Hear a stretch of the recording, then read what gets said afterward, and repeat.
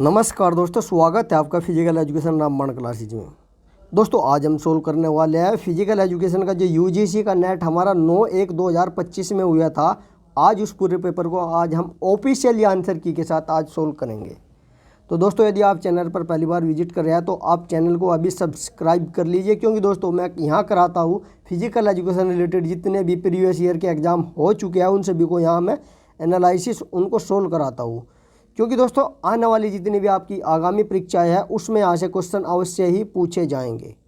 तो दोस्तों आप जल्दी से चैनल को सब्सक्राइब कर लीजिए, क्योंकि जितने भी पेपर मैं यहाँ कराऊंगा वीडियो डालूंगा तो उसका नोटिफिकेशन आपको तुरंत मिल जाएगा। तो दोस्तों आज के पेपर में हमारे यहाँ पर 150 क्वेश्चन है। 150 में हमारे 100 सब्जेक्ट के हैं और 50 हमारे जनरल सब्जेक्ट के हैं। तो आज हम अपने जो 100 क्वेश्चन फिजिकल एजुकेशन के हैं आज उनको हम सोल्व करेंगे ऑफिशियली आंसर की के साथ। तो हमारे जो क्वेश्चन स्टार्ट होते हैं हमारे 51 से क्वेश्चन हमारे स्टार्ट होते हैं। फर्स्ट क्वेश्चन दोस्तों हमारे यहाँ दिया गया है, और हाँ इसमें जो हमारी लैंग्वेज है वो हिंदी ही है। कोई भी हमारा साथी हमारा मेरा दोस्त घबराए नहीं, क्योंकि हिंदी और इंग्लिश दोनों में यहाँ पर क्वेश्चन दिए गए हैं। और जो हिंदी के डिफ़िकल्ट यहाँ पर क्वेश्चन है जो समझ में नहीं आती लैंग्वेज उनको इंग्लिश में यहाँ पर कन्वर्ट किया गया है। तो आप बिल्कुल भी घबराइएगा मत। जो भी हिंदी मीडियम से मेरे साथी है वो बिल्कुल भी घबराइएगा नहीं, क्योंकि पेपर हिंदी में ही होने वाला है। और जो इंग्लिश के हैं उनको भी पेपर यह समझ में आएगा, क्योंकि इसमें कुछ क्वेश्चन हमने इंग्लिश में भी कन्वर्ट किए हुए हैं। तो दोस्तों हमारा जैसे कि फर्स्ट क्वेश्चन कह रहा है कि मैचिंग करनी है। आइसोकाइनेटिक मेथड दिया गया है शुरू में, फार्टलैक मेथड, और हमारा दूसरा दिया गया है यहाँ पर रेपिटेशन मेथड और डायनेमिक इसेंट्रिक मेथड। तो मैच करना है हमारा जो आइसोकाइनेटिक मेथड है वो उसका क्या होगा, यहाँ पर इंटेंसिटी मोर देन होगा, effective for the improvement of speed endurance हो गया, या फिर method effective for swimming rowing होगा, या फिर training is not pre plan. तो क्या होगा दोस्तों, training is not pre plan तो हमारा किसके अंतर्गत आता है, फार्टलैक के। तो हमारा बी का तो हो जाएगा हमारा फोर्थ। बी का फोर्थ किस में है, बी का फोर्थ हमारा सिर्फ एक में ही दिया गया है। बी का फोर्थ हमारा सिर्फ एक ऑप्शन में ही है जो कि हमारा है फर्स्ट। तो राइट आंसर हो जाएगा हमारा इसका क्या, फर्स्ट। आइसोकाइनेटिक का हो गया हमारा third. Method effective for swimming rowing, fartlek not free plan training होती है, बी का फोर्थ हो गया। और सी का हो गया हमारा second, repetition method. Repetition method हमारा effective for the improvement of speed endurance, तो हमारा सी का सेकंड हो गया। और फोर्थ डायनेमिक इसेंट्रिक मेथड है, तो डायनेमिक इसेंट्रिक मेथड कौन सा हो गया हमारा, फर्स्ट। तो ए का थर्ड, बी का फोर्थ, सी का सेकंड और डी का फर्स्ट। दोस्तों आपको वीडियो को ध्यान से देखना है और साथ के साथ में मेरे साथ बोलना है, क्वेश्चन को साथ के साथ लगाना है। इसकी पीडीएफ मैं आपको भेज दूंगा, नीचे टेलीग्राम का लिंक दिया गया है, आप उसको ज्वाइन कर लीजिए। नेक्स्ट क्वेश्चन हमारा, which method is mostly used in survey research to collect opinion of specific topic to gain consensus. तो ये दोस्तों हमारा रिसर्च का क्वेश्चन यहाँ पर दिया गया है। इसका जो आंसर हो जाएगा हमारा, तो राइट हो जाएगा इसका हमारा first, Delphi method. Delphi method आ जाएगा। लेकिन इंटरव्यू मेथड भी हमारा सर्वे के अंतर्गत आता है। इसने opinion of specific topic to gain पूछा है। नेक्स्ट क्वेश्चन पर हम चलते हैं। फिर से हमारी मैचिंग आ गई है। ये एक तरफ हमारी वैक्सीन दी गई है और दूसरी तरफ हमारे एडवर्स इफेक्ट दिए गए हैं इसके। मेमल्स, मिसल्स जिसे हिंदी में कहते हैं खसरा, diphtheria, Haemophilus, influenza type B, hepatitis B. तो इनका हमें मैचिंग करना है। तो हमारा जो खसरा है, मिल्स है, ये हमारा ओटिज्म होता है। और हमारा डिप्थीरिया ए का 4 किस में है, ए का 4 सिर्फ हमारा बी में दिया गया है। तो हमारा बी का फर्स्ट हो जाएगा sudden death, infant death syndrome और हीमोफिलियस इन्फ्लुएंजा टाइप बी हमारा हो जाएगा इसका सी का सेकंड डायबिटीज और डी का third hepatitis be multiple serious. तो इसका राइट आंसर हो जाएगा हमारा बी। एक बार थोड़ा सा और देख लेते हैं इसके बारे में। जो खसरा होता है हमारा मिल्स होता है, जो ये क्या होता है दोस्तों, हमारा इसका जो दूसरा नाम है ऐसा रूबेला भी कह देते हैं। रूबेला यह एक संक्रमण बीमारी होती है जो वायरस के कारण फैलती है। ज़्यादातर यह छोटे बच्चों में होती है, जो उनकी आँखों से पानी निकलता है, उन्हें बुखार या खांसी या लाल आँखें हो जाती है, शरीर पर दाने दाने निकल जाते हैं, तो वह हमारा खसरा होता है। और यदि बात करें हम डिप्थीरिया की, डिप्थीरिया को जिसे हम गलघोटू रोग भी कहते हैं, या ऐसा फिर हम रोहिणी रोग भी कहते हैं,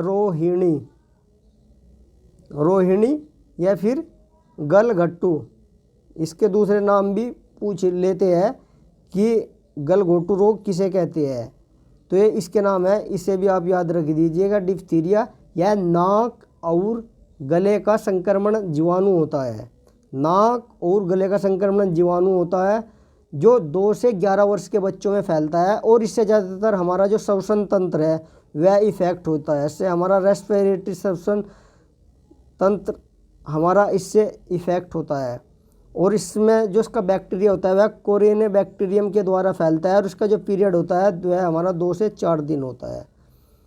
तो दोस्तों हमारा जो नीचे दिया गया है हीमोफिलियस इन्फ्लुएंजा टाइप बी, यह एक जानलेवा संक्रमण है जो विशेष रूप से बच्चों में गंभीर बीमारी का कारण बनता है, जिससे बच्चों में सिर दर्द, गर्दन में थकावट, सिर दर्द, गर्दन में अकड़न, सांस लेने में कठिनाई, चेतना को नुकसान आदि इससे हो जाते हैं।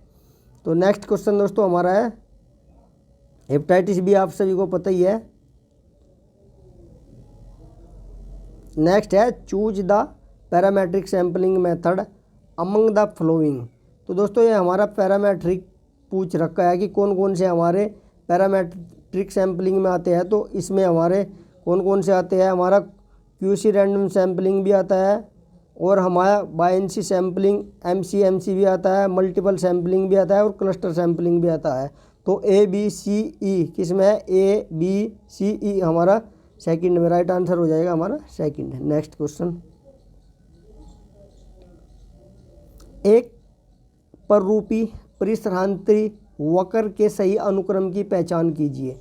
तो दोस्तों ये पूछ रहा है, देखियो हिंदी में कितना टफ दे रखा है कि पररूपी परिसरांतरी वक्र, यदि हम इसे इंग्लिश में कन्वर्ट करें तो हमारा यह हो जाएगा फटीक, यानी कि थकान का जो हमारा पररूपी क्रम है वो उसने पूछ रखा है। तो सबसे पहले क्या होता है हमारा, सबसे पहला आप जब जाते हैं तो इस पर्दा के लिए जो हमारा क्रम होता है, तो सबसे पहले हम वार्मिंग करते हैं, वार्म अप करते हैं। इस पर्दा के लिए तैयार होने के लिए हम सबसे पहले वार्म अप करते हैं, उसके बाद फिर हम प्रारंभिक वेग करते हैं। फिर थर्ड पे हो जाएगा हमारा सुपरिचित होना और अभ्यास करना, सुपरिचित होना और अभ्यास करना। तो इसका A और B किस में है, A और B और D, E हमारा लास्ट में आएगा फटीक, तो इसका A हो जाएगा। चौथा ऑप्शन भी हम देख लेते हैं यहाँ पर, फोर्थ, अब चारों दिख रहे हैं हमारे। तो सबसे पहले ए फर्स्ट में ही दिया हुआ है, तो इससे ही हम इसको लगा लेंगे। सबसे पहले हम वार्म अप करेंगे, उसके बाद में हमारा बी आ जाएगा, बी प्रारंभिक वेग स्टार्ट करेंगे, फिर हमारा डी अंतिम प्रवेग, इसके बाद में सी सुपरिचित होना और अभ्यास करना, एंड लास्ट में आ जाएगा हमारा फटीग, थकान सबसे लास्ट में। तो नेक्स्ट क्वेश्चन दोस्तों हमारा इसका राइट हो जाएगा हमारा first A B D C. Next question हमारा लिम्फेटिक फिलारिसिस के नैदानिक आविर्भाव के चरणों के सही अनुक्रम को बताएं। लिम्फेटिक फिलारिसिस के पूछ रहा है दोस्तों ये हमारे तो इसका हमारा राइट आंसर हो जाएगा चिरकालिक बाधक विक्षिप्ति के चरण, एसिम्प्टोमेटिक माइकोफिलोरीमिया या तीव्र आविर्भाव के चरण, या एसिम्प्टोमेटिक माइकोफिलोरीमिया। तो इसमें छांटने हमारे लिम्फेटिक फिलरिसिस के जो नैदानिक आविर्भाव के चरण है वह कौन कौन से है। तो इसमें हमारा हो जाएगा चिरकालिक बाधक विपक्षी के चरण। तो इसमें हमारा हो जाएगा, क्या हो जाएगा, चिरकालिक, हाँ इसका हो जाएगा हमारा बी सी डी ए। सबसे पहले आएगा हमारा बी, सिम्प्टोमेटिक माइकोफिलोरीमिया। उसके बाद आएगा हमारा सी, तीव्र आविर्भाव के चरण। फिर आएगा हमारा D, asymptomatic microfilaraemia. And then last में आएगा हमारा चिरकालिक बाधक विक्षिप्ति के चरण। तो राइट आंसर इसका हमारा सेकंड हो जाएगा। नेक्स्ट क्वेश्चन दोस्तों, शारीरिक शिक्षा मानव संचालन की वह शिक्षा है जो बहुत से शिक्षण उद्देश्य को वृद्ध मांसपेशियां गतिविधियां जिसमें खेल क्रीड़ाएँ, जिम्नास्टिक, नेतृत्व और व्यायाम सम्मिलित है। यह परिभाषा हमारी किसने दी है? जिसमें हमारे खेल, क्रीड़ाएँ, जिम्नास्टिक, नृत्य और व्यायाम शामिल है। तो यह परिभाषा हमारी किसने दी है? हैरोल्ड एम बैरो ने। राइट आंसर हो जाएगा हमारा। दी इम्पोर्टेंट डेफिनेशन है, आगामी परीक्षाओं में पूछा जा सकती है, तो आप इस पर स्टार लगा लीजिए। नेक्स्ट क्वेश्चन दोस्तों हमारा है, विच विटामिन्स आर क्लेज्ड एज एंटीऑक्सीडेंट। तो उसमें एंटीऑक्सीडेंट्स जो हमारे विटामिन्स है कौन से है? ए, ई और सी। ए, ई, ए, सी और ई, ए, सी, ओ, ई। तो किस में है हमारे? डी। राइट आंसर हो जाएगा हमारा डी, ए, सी और ई, एंटीऑक्सीडेंट विटामिन। तो दोस्तों आप सभी के लोगों के समझ में आ रहा होगा, मुझे लगता है कोई ज़्यादा डिफ़िकल्ट नहीं हो रहा होगा, बहुत ही आराम से मैं करा रहा हूँ, हिंदी मीडियम को भी और इंग्लिश को भी। नेक्स्ट है हमारा दोस्तों, ये हमारा एक मैनेजमेंट का क्वेश्चन है, लेखा, परिसंपत्ति, लिखित मूल्य और देयता। तो दूसरी तरफ जो है, किसी व्यक्ति द्वारा धारित संपत्तियों का मूल्य क्या कहलाता है? वित्तीय डेटा की रिकॉर्डिंग, निरूपण, या फिर दूसरों से लिया गया ऋण, लेनदारों की लिया गया ऋण और बिजनेस फर्म में लेनदारों की इक्विटी, तुलना पत्र में प्रदर्शित किसी परिसंपत्ति का मूल्य। तो ये हमें मैच करना है यहाँ पे। तो पहले का क्या हो जाएगा हमारा? लेखा या परिसंपत्ति, दूसरों से लिया गया ऋण और बिजनेस में फर्म। मिलाइए, अपने मिलाइए भाई माइंड में सभी लोग। परिसंपत्ति आ जाएगी हमारी, ऑप्शन भी मैं दिखा देता हूँ उसके आपको, चार ऑप्शन। ये हाँ, ये यहाँ पे पहला है हमारा परिसंपत्ति, लेखा। एक थोड़ा छोटा और नहीं हो पा रहा है, 3 ही दिख पा रहे हैं। तो इसका राइट आंसर हो जाएगा हमारा सेकंड, पहले का दूसरा। लेखा क्या है हमारा? वित्तीय डेटा की रिकॉर्डिंग, निरूपण। और बी का हो जाएगा हमारा पहला, परिसंपत्ति है किसी व्यक्ति द्वारा धारित संपत्तियों का मूल्यांकन। सी का हमारा हो जाएगा फोर्थ, लिखित मूल्य। लिखित मूल्य क्या होता है हमारा? तुलना पत्र में प्रदर्शित किसी परिसंपत्ति का मूल्य क्या होता है? लिखित मूल्य, किसी संपत्ति का प्रदर्शित मूल्य। एंड लास्ट हमारा है देयता। देयता डी का हमारा 4, देयता डी का हमारा थर्ड, लास्ट बचेगा हमारा डी का क्या? थर्ड। देयता दूसरों से लिया गया ऋण और बिजनेस फर्म में लेनदारों की इक्विटी। तो राइट आंसर हो जाएगा हमारा इसका सेकंड। नेक्स्ट क्वेश्चन दोस्तों हमारा, which is a pain control system of brain. कौन सा हमारे ब्रेन के जो पेन को है उसे कंट्रोल करता है?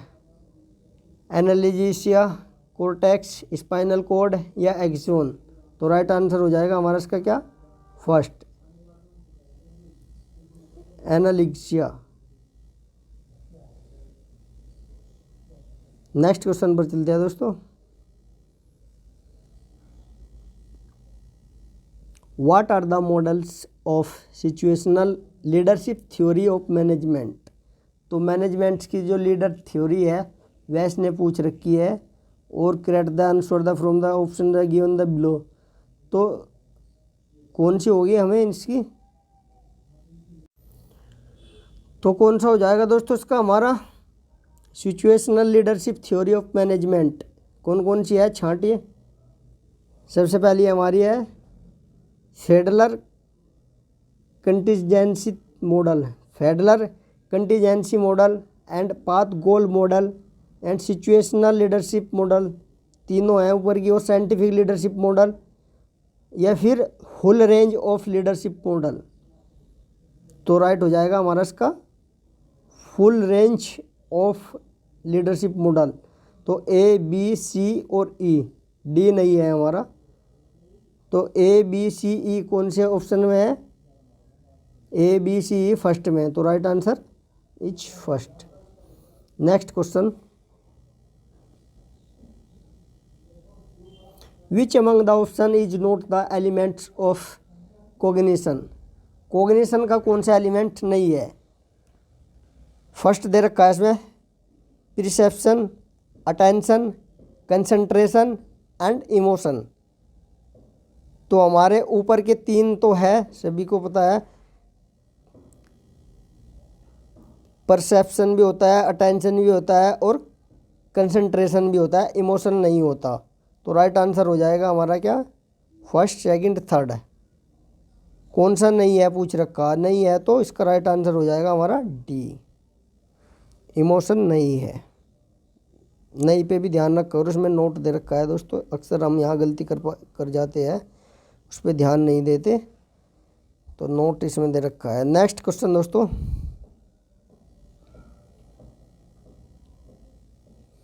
फिर हमारी एक मैचिंग है कोरनवेंच, alpha coefficient, hello efficient, ANCOVA और कंक्रीट वैलिडिटी। तो दोस्तों ये हमारा रिसर्च का क्वेश्चन है यहाँ पे हमारा ये। तो हमारा तो इसमें जैसे हम देख पा रहे हैं कंक्रीट वैलिडिटी, कंक्रीट वैलिडिटी का हमारा संबंध किससे होता है? हमारा क्राइटेरियन वैलिडिटी। तो डी का थर्ड किस में दिया हुआ है? हमारा डी का थर्ड सेकंड में दिया हुआ है। तो राइट आंसर हो जाएगा इसका हमारा सेकंड है। ये रिसर्च का क्वेश्चन है। नेक्स्ट क्वेश्चन, निम्नलिखित में से क्या आनुवांशिक नियम के अंतर्गत आता है? तो आनुवांशिक नियम के अंतर्गत क्या आता है? हमारा प्रतिगमन का नियम। तो राइट आंसर हो जाएगा हमारा ए, प्रतिगमन का नियम। नेक्स्ट, कौन सी मांसपेशियां घुटने की प्राथमिक आकुंचनी यानी कि फ्लेक्शन नहीं है? तो घुटने की वह, ये कह रहा है दोस्तों, घुटने की हमारी वह कौन सी मसल्स है जो फ्लेक्शन में काम नहीं करती? प्राथमिक। तो उसका राइट आंसर हो जाएगा क्या हमारा? गैस्ट्रोनेमियस। हमारी जो काफ मसल्स के पीछे होती है, गैस्ट्रोनेमियस ये भी घुटने के हमारे जो फ्लेक्शन होता है उसमें काम करती है। और प्लांटेरिस ये भी करता है।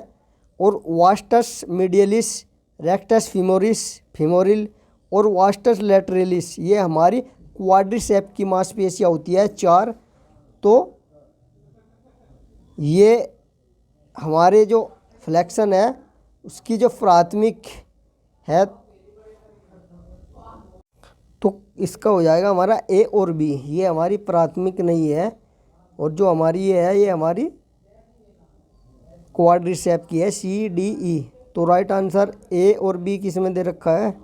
ए और बी हमारा केवल थर्ड ऑप्शंस में दिया हुआ है, ए और बी। तो राइट हो जाएगा हमारा थर्ड, क्योंकि हमारी जो घुटने जब हम मोड़ते हैं उसे फ्लेक्स करते हैं तो उसमें हमारी ये जो मांसपेशियाँ है असिस्टेंट्स के रूप में कार्य करती है, तो ये हमारी प्राथमिक नहीं होती, तो इसलिए राइट आंसर हमारा ए और बी हो जाएगा। नेक्स्ट क्वेश्चन है हमारा, इसमें तो टाइप ऑफ अटेंशन, इसमें जो आयोग की आंसर की में इसका आंसर दिया गया है यहाँ पर एनफोर्स दिया गया है, अवेयरनेस दिया गया है, और हमारा वॉलेंट्री दिया है और हैबिचुअल दिया गया है। बी सी नहीं, इसका दोस्तों ADE दिया हुआ है आयोग ने यहाँ पर, ADE, यानी कि हमारा एनफोर्स्ड और डी हमारा वॉलेंट्री और ई हमारा हैबिचुअल। तो राइट आंसर इसका आयोग ने ए माना है। तो कंसंट्रेशन भी तो हमारा अटेंशन का ही तो टाइप है। देखते हैं, चलो इस पे बाद में डिस्कस करते हैं। नेक्स्ट क्वेश्चन है हमारा, बॉडी मास इंडेक्स मैचिंग करना है। तो बॉडी मास इंडेक्स हमारा क्या होता है, BMI, weight in KG upon in height square metre में। तो पहले का दूसरा किस में है वो देख लीजिए। तो हमारा ऑप्शन नंबर 4 में दिया गया है यहाँ पर, पहले का दूसरा, तो ये हो जाएगा हमारा। पोंडरल इंडेक्स क्या होता है हमारा, बी का 4th, हाइट सेंटीमीटर और वेट इन किलोग्राम दे रखा है, ग्राम में होता है। पोंडेक्स इंडेक्स का जो फॉर्मूला होता है हमारा,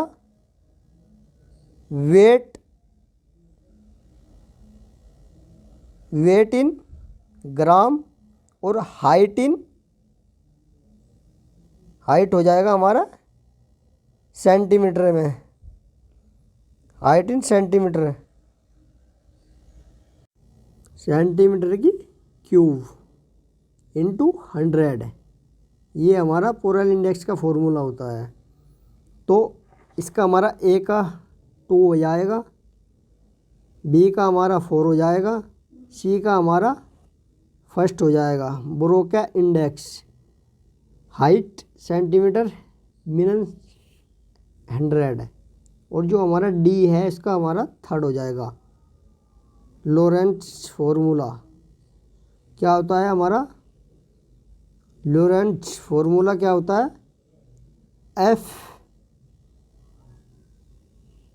क्यू, थोड़ा साफ से लिख देता हूँ,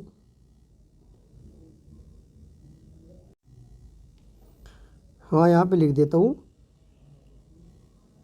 ये चल नहीं रहा यार, वो क्या हो गया इसमें, इसका यहाँ पे लिख देते हैं, F = Q, मैं बोल रहा हूँ दोस्तों, E + V + B। तो ये हमारा लॉरेंट्ज फॉर्मूला होता है। तो इसका राइट आंसर हो जाएगा हमारा दोस्तों क्या, 4th।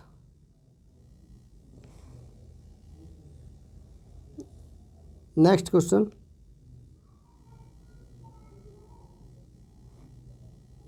कार्बोहाइड्रेट की लोडिंग के कारण निम्नलिखित होता है। तो कार्बोहाइड्रेट जब हमारी बॉडी में लोड होता है तो क्या होता है दोस्तों, हमारी मांसपेशियों के वजन में 25 ग्राम पर किलोग्राम की दर से मांसपेशी ग्लाइकोजन बढ़ जाता है, बिल्कुल सही बात है। 3 से 4 ग्राम पानी 1 ग्राम मांसपेशी ग्लाइकोजन के साथ एकत्र हो जाता है, बिल्कुल सही है। 8 से 9 ग्राम पानी 1 ग्राम ग्लाइकोजन के साथ एकत्र हो जाता है, ये हमारा गलत है बिल्कुल। नेक्स्ट है, कुल 1-2 किलोग्राम पानी शरीर में एकत्रित हो जाता है, तो राइट। तो ए, बी और डी राइट आंसर हो जाएगा हमारा, ए, बी, डी। देख लीजिएगा कौन से में है, ए और डी। नेक्स्ट है सुप्रतिबल जिसे कहते हैं यूस्ट्रेस से क्या अभिप्राय है। तो इसका आयोग ने क्या माना है, आनंद। राइट आंसर इसका ए, आनंद। Next question, which is not a type of curriculum develop models. तो कैरिकुलम डेवलपमेंट का कौन सा मॉडल इसमें नहीं है? सब्जेक्ट सेंटर्ड डिजाइन होता है, एवोल्यूशन सेंटर्ड डिजाइन, या फिर लर्नर सेंटर्ड डिजाइन, या फिर प्रॉब्लम सेंटर्ड डिजाइन। तो कौन सा नहीं होता इसमें हमारा? Learner centred design. Next matching आ गई हमारी। German gymnastic, primitive gymnastic, Swedish gymnastic, a system of physical education theoretical and practical. तो मैच करना है हमारा। जो जर्मन जिम्नास्टिक है वो हमारा कौन है? गटमत्स। तो पहले का हमारा बी, दूसरा हो जाएगा। पहले का दूसरा किसने है? तो सारे चारों में पहले का दूसरा दिया गया है। फोर्थ ऑप्शन को भी हम दिखा देते हैं। हाँ, अब चारों हमें क्लियर दिख रही है। नेक्स्ट देखते हैं स्वीडिश जिम्नास्टिक। स्वीडिश जिम्नास्टिक हमारा कौन था? फॉर हेनरिक लिंग। तो सी का हमारा फर्स्ट किस में दिया हुआ है? इसमें भी दिया गया है और इसमें भी दिया गया है। तो हमारे दो तो कट गए, बाकी दो बच गए। अब देखते हैं हमारा प्रिमिटिव जिम्नास्टिक और fourth A system of physical education theoretical and plan. Theoretical and plan किसने बोला है? नेल्स बक ने या फिर हमारा आर्चिबाल्ड मैक्रेल ने। तो उसका क्या हो जाएगा दोस्तों हमारा?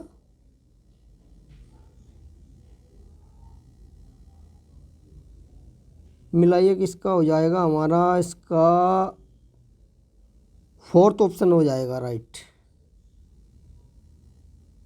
तो राइट आंसर हो जाएगा इसका हमारा 4।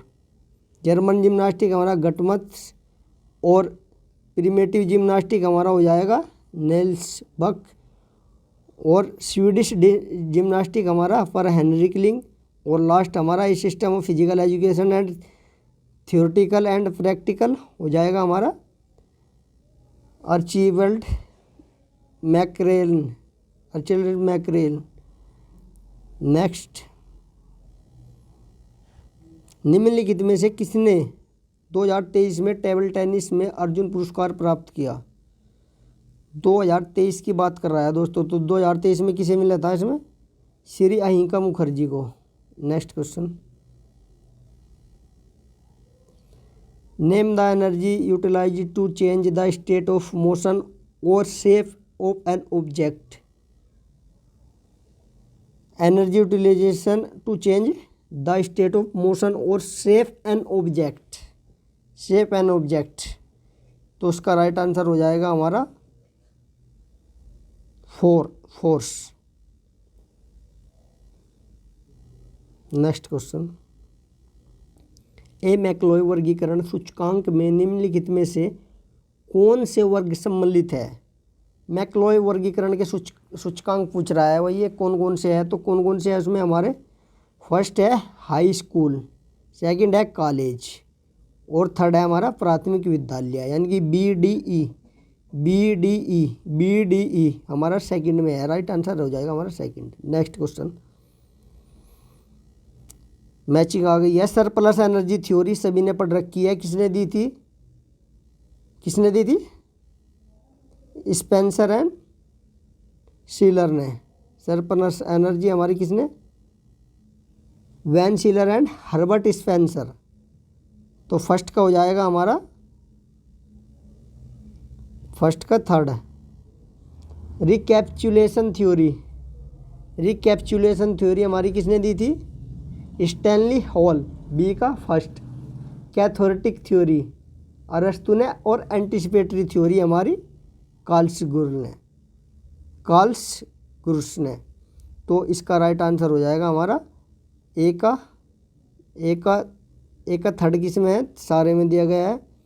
और बी का हमारा रिकैप्चुअल थ्योरी, बी का 1 इसमें दिया गया है और इसमें दिया गया है। और सी का हमारा कैथोरेटिक थ्योरी अरस्तु ने, सी का 4। तो राइट हो जाएगा हमारा इसका सेकंड आंसर। और लास्ट में एंटिसिपेटरी थ्योरी हमारी कार्ल्स। नेक्स्ट अच्छा क्वेश्चन है दोस्तों, पूछा जाता है यहाँ से हर बार परीक्षा में। बहुत ही आराम से मैं एक एक क्वेश्चन को आपको करा रहा हूँ, ज़्यादा जल्दी नहीं कर रहा हूँ। आप कहो तो थोड़ी स्पीड और बढ़ा दूँ। नेक्स्ट है, in which term the health of population is measured. तो हेल्थ पॉपुलेशन को हम कहीं से मेजर करते हैं, तो उसका हमारा अप्लाइड स्टैटिक्स, वाइटल स्टैटिक्स, या डिस्क्रिप्टिव स्टैटिक्स, या इन्फ्रेंशियल स्टैटिक्स। तो इसका क्या हो जाएगा दोस्तों हमारा, तो राइट आंसर हो जाएगा इसका हमारा सेकंड, वाइटल स्टैटिक्स। क्योंकि दोस्तों पिछली वीडियो में मैंने थोड़ी स्पीड तेज कर रखी थी, तो कुछ मेरे साथियों ने बोला कि भैया सर आप थोड़ा स्पीड को स्लो रखिए, तो इसलिए मैं आज स्पीड थोड़ी स्लो कर रहा हूँ, जिससे आपकी समझ में सारे क्वेश्चन अच्छे से आ जाए। नेक्स्ट है हमारा सीक्वेंस ऑफ रिकवरी। रिकवरी के सीक्वेंस पूछ रखे हैं इन्होंने। फर्स्ट दे रखा है हमारा anabolic nature, resynthesis of ATP and glycogen, naturalization of lactic acid, या फिर हमारा रेस्टोरेशन ऑफ होमोस्टेटिस। तो इसका राइट आंसर क्या हो जाएगा दोस्तों हमारा, चार ऑप्शन यहाँ पर हमें क्लियर दिख रहे हैं।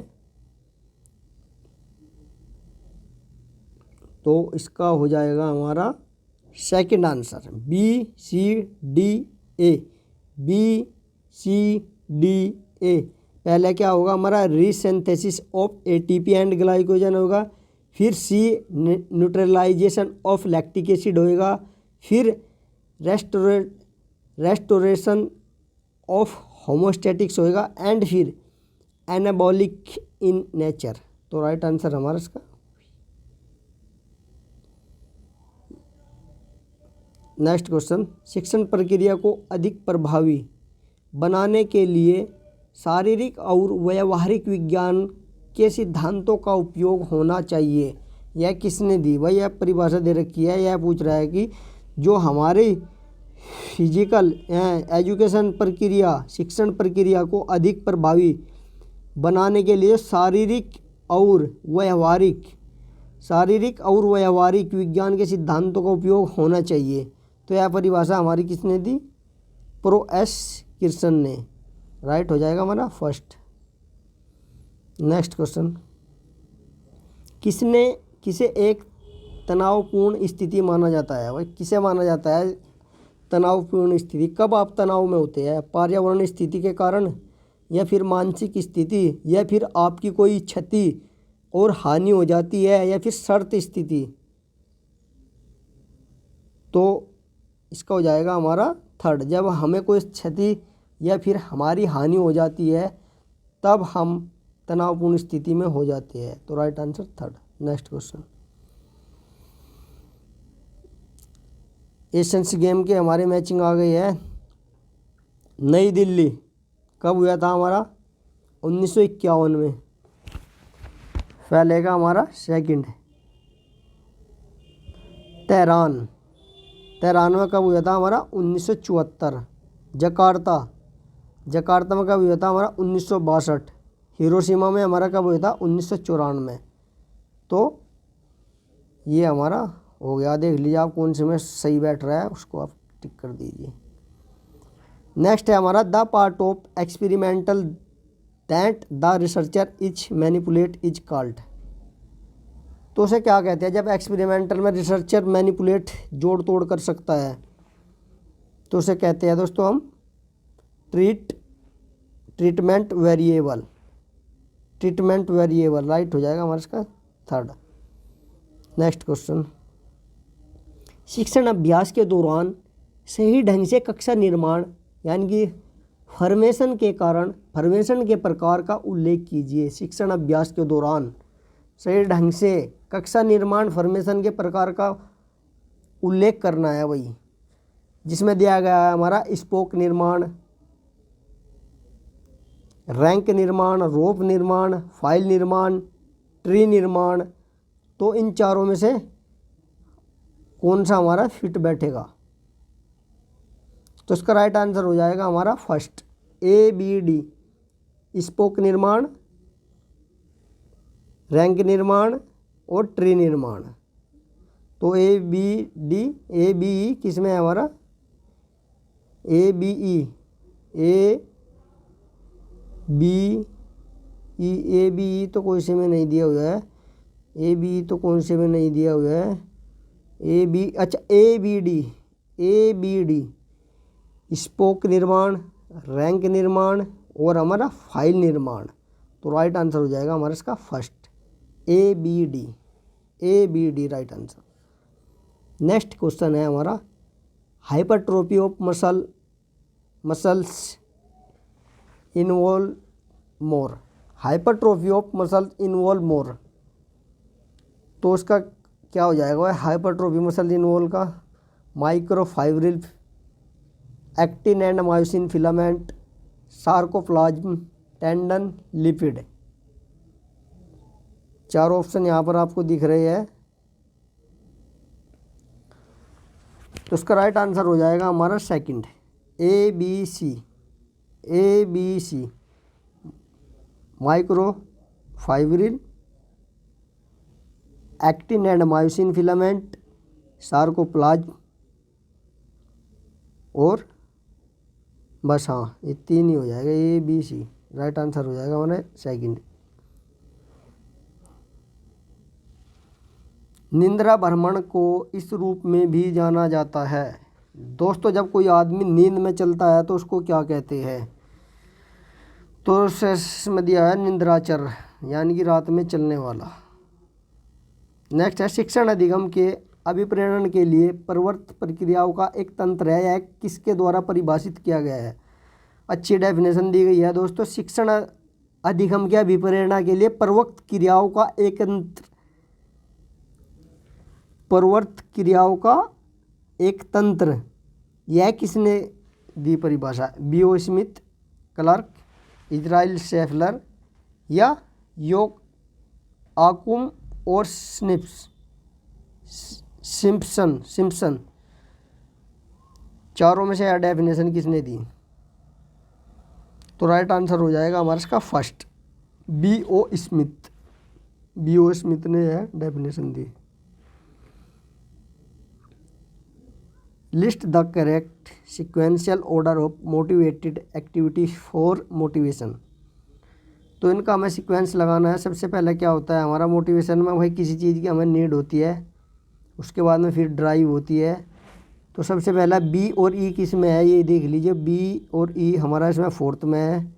इसके बाद में हमारा सी आया है शोर activity and then goal and last satisfaction हमें लास्ट में मिलता है। तो राइट आंसर 4। नेक्स्ट क्वेश्चन, प्रशिक्षण के दौरान हृदय निर्गम की अधिकतम क्षमता के 40% से 60% पर कार्य करने की हृदय निर्गम हार्ट आउटपुट हो सकता है जब आपकी प्रशिक्षण की क्षमता कितनी है? 40 से 60% हो। ये कह रहा है दोस्तों जब आप जब ट्रेनिंग करते हैं और आपकी जो क्षमता होती है 40 से 50% होती है, 60 होती है, तो उस समय आपका हार्ट कार्डिक आउटपुट कितना होता है? तो कितना होता है हमारा? 15 लीटर होता है। राइट आंसर हो जाएगा हमारा इसका D4। नेक्स्ट है रोजेंथल द्वारा 1966 में आंतरिक वैधता के प्रति निम्नलिखित में से कौन सी आशंका की पहचान की गई है? रोजेंथल द्वारा 1966 में आंतरिक वैधता के प्रति कौन सी आशंका की पहचान की गई है भाई? परिपक्वता, इंस्ट्रूमेंटल यंत्रीकरण, प्रत्यक्षता या प्रायोगिक मृत्यु दर। तो राइट आंसर हो जाएगा हमारा इसका थर्ड, प्रत्यक्षता।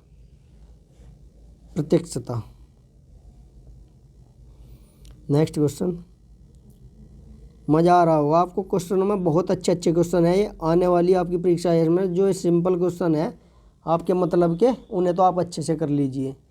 उद्घाटन समारोह के दौरान अपनाए जाने वाला अनुक्रम बहुत अच्छा है भाई, सभी अपने दिमाग खोल के सभी इसको पढ़िए अच्छे से। कह रहा है कि भाई जब कोई हमारा उद्घाटन होता है तो उसका क्रम क्या होता है, वहाँ पे सबसे पहले क्या होता है। सपोज करो आप फिजिकल एजुकेशन टीचर हो, आप कोई इवेंट करा रहे हो, तो सबसे पहले वहाँ पे क्या होएगा? खेलों के अध्यक्ष का मंच पर सम्मान होएगा सबसे पहले, या फिर ओलंपिक शपथ होएगी, या फिर हमारा एथलीटों का मार्च फास्ट होगा, या फिर खेलों का आगमन होगा, खेल अध्यक्ष का आगमन होगा, या अध्यक्ष द्वारा शुरुआती खेलों की घोषणा होगी। तो ये हमें क्रम में लगाना है। सबसे पहले इसमें हो गए तो ये हमारे सभी के सभी, लेकिन सबसे पहला क्या होगा? सबसे पहला होगा हमारा खेल अध्यक्ष का आगमन। तो खेल अध्यक्ष आएगा, उसका आगमन होएगा। सबसे पहला हमारा डी, खेल अध्यक्ष का आगमन होगा। उसके बाद में खेल के अध्यक्ष का मंच पर सम्मान करेंगे, ए होगा, अध्यक्ष का सम्मान करेंगे। फिर अध्यक्ष क्या करेगा? अध्यक्ष द्वारा शुरुआती खेलों की घोषणा की जाएगी, ई होगा, भाई अध्यक्ष घोषणा करेगा। उसके बाद में क्या होगा? एथलीटों का मार्च फास्ट होगा, या फिर शपथ ली जाएगी। पहले क्या होगा भाई? सबसे पहले डी ऑप्शन भी आपको दिखा देता हूँ। डी, हाँ चारों दिख रही है आपको। तो 3 तो हमने कर लिए, डी सी ई। फिर होगा ओलंपिक शपथ एंड, तो लास्ट में हमारा शब्द लास्ट में होता है हमारा ओलंपिक शपथ, बी। सबसे लास्ट में हमारा बी किस में है? इसमें। तो सबसे पहले दोस्तों हमारा अध्यक्ष का आगमन होएगा। कोई भी खेल हो तो वहाँ पर अध्यक्ष का आगमन होता है। उसके बाद फिर अध्यक्ष का मंच पर सम्मान किया जाता है। उसके बाद एथलीटों का मार्च फास्ट होता है, एंड उसके बाद फिर होता है अध्यक्ष द्वारा शुरुआती खेलों की घोषणा की जाती है, और बाद में हमारी शपथ ली जाती है। तो राइट आंसर हो जाएगा हमारा इसका। अच्छा क्वेश्चन है। प्रैक्टिकली जो लोग बीपीएड हवा में करके आते हैं, एमपीएड, तो उनसे तो ये होगा नहीं। जिसने ग्राउंड पे समय दिया है, अच्छे से किया है, वो तो उसको सेकंडों में कर देगा, देखते ही सार कर देगा। नेक्स्ट है हृदय तंतु की प्रारंभिक लंबाई जितनी अधिक होगी, मायोकार्डियम संकुचन उतने ही अधिक बल से होगा। ये कह रहा है दोस्तों हमारा जो हृदय है उसकी जो प्रारंभिक लंबाई है वह जितनी अधिक होगी तो मायोकार्डियम संकुचन उतने ही बल से अधिक होगा। यह वक्तव्य किस नियम को दर्शाता है? बोयल का हृदय का नियम, पेवलोव का हृदय का नियम, या स्टार्लिंग का हृदय का नियम, या मेंडले का हृदय का नियम। तो राइट आंसर कौन सा हो जाएगा इसमें से? तो राइट हो जाएगा हमारा थर्ड, स्टार्लिंग के हृदय का नियम। नेक्स्ट 91, चोट लगने की संभावना बढ़ जाती है जब जोड़ों में लचीलापन अधिक कम हो जाता है, या कठोरता आ जाती है, या बहुत अधिक होता है, या फिर जब शरीर के प्रबल और अप्रबल पक्षों में अत्यधिक असंतुलन आ जाता है। तो कब जोड़ों में लचीलापन कम हो जाता, चोट लगती है कब? कौन कौन से कारण है भाई? जब अत्यधिक आपकी लचीलापन कम हो जाएगा, तो ए तो है ही है, और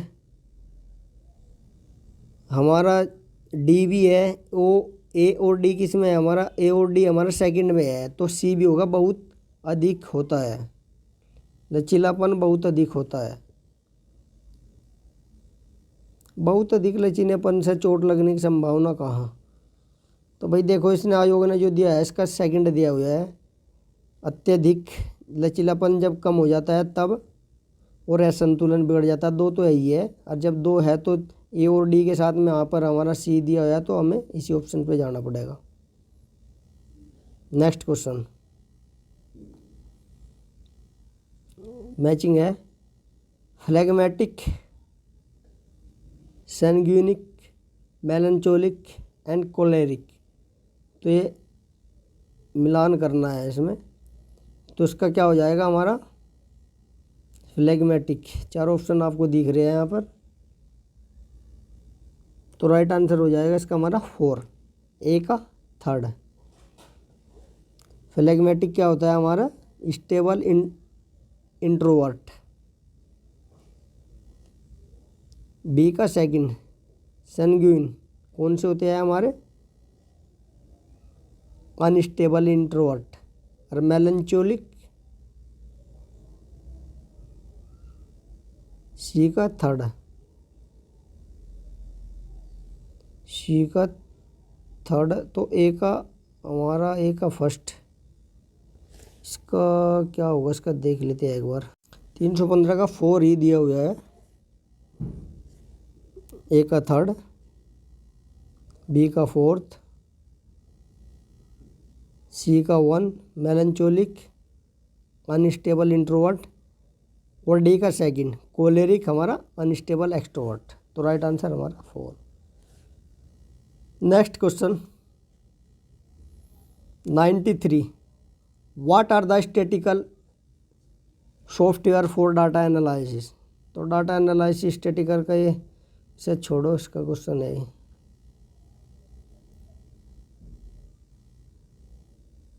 नेक्स्ट है अनेक समस्याएं, चलो इसका आंसर बता ही देता हूँ, उसमें जब दे गया क्या पता आपके कहीं काम आ जाए। तो इसका आंसर है हमारा third, A B C D. What are the statistical software of data. Right answer third, A B C and D. Next 94, अनेक समस्याओं जिनमें निम्नलिखित भी शामिल है बार बार दोहराए जाने वाले उपायों के प्रतिकूल प्रभाव डालता है। अग्रगण्य प्रभाव या अंतर्वैयक्तिक प्रभाव या थकान, संवेदीकरण कारक संबंधी प्रभाव। नीचे दिए गए विकल्पों में से सही उत्तर का चयन कीजिए। बताइए भाई, अनेक समस्याएं जिनमें निम्नलिखित भी शामिल है बार बार दोहराए जाने वाले उपायों पर प्रतिकूल प्रभाव पड़ता है। तो प्रतिकूल प्रभाव आपका पड़ता है तो इनमें से छांटने हैं आपको। तो उसका राइट आंसर हो जाएगा हमारा third, B D E. B D यानी कि अंतर्वैयक्तिक प्रभाव, संवेदीकरण,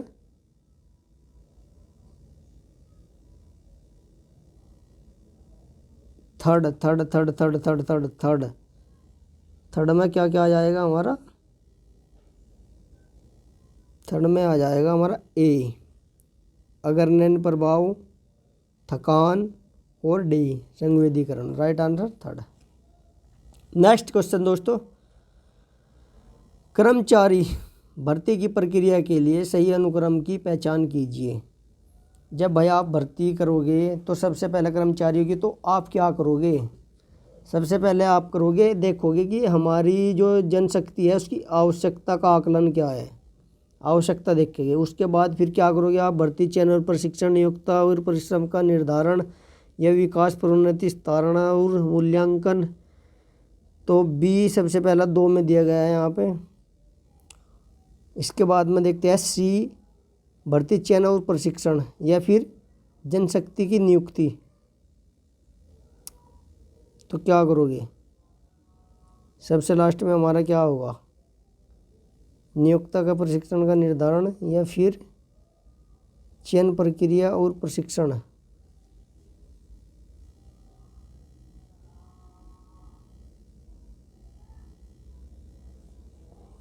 तो इसका राइट आंसर हो जाएगा हमारा सेकंड। आयोग ने यहाँ पर सेकंड आंसर इसका दिया हुआ है। यानी कि सबसे पहले आप आवश्यकता का आकलन करोगे, 2 तो हमने यहाँ पर खोज लिए थे, फिर भर्ती चयन प्रशिक्षण, फिर जनशक्ति की नियुक्ति एंड फिर विकास प्रोन्नति स्थानांतरण और मूल्यांकन एंड नियोक्ता प्रशिक्षण का प्रारंभिक। ये इसका तो यार हमें सही नहीं लग रहा। सेकंड ही दिया हुआ है आयोग ने यहाँ 289 का।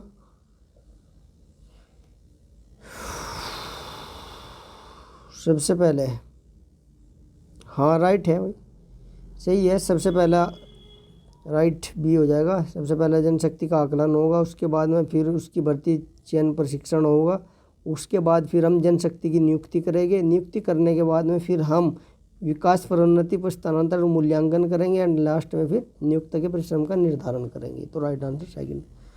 ओके, साथ के साथ क्या करो भाई, आप लोग भी सभी मेरे साथी दिमाग लगाया करो अपना पूरा। अधिकतम शारीरिक दिमाग अपना खोल कर बैठे रखो, मिलान मैच किया करो साथ के साथ। अधिकतम शारीरिक संचलनों से उत्तोलन की कौन सी श्रेणी संबद्ध रखती है। तो यह कह रहा है कि हमारे बॉडी में जो लीवर होता है सबसे अधिक कौन सा काम करता है, सबसे ज़्यादा कौन सा करता है हमारा, थर्ड लीवर। और यदि बात करें सबसे कम की, सबसे कम हमारा कौन सा है, सेकंड लीवर, जो हमारी बॉडी में काम करता है। सबसे अधिक लीवर थर्ड ही हमारी बॉडी में सबसे अधिक काम करता है। नेक्स्ट है proximal attachment of dash muscles is between posterior and anterior gluteal lines on the posterior limb. तो इसका क्या हो जाएगा दोस्तों, हमारा ग्लूटियस मीडियस। राइट आंसर किसमें है, थर्ड है, ग्लूटियस मीडियस। नेक्स्ट क्वेश्चन,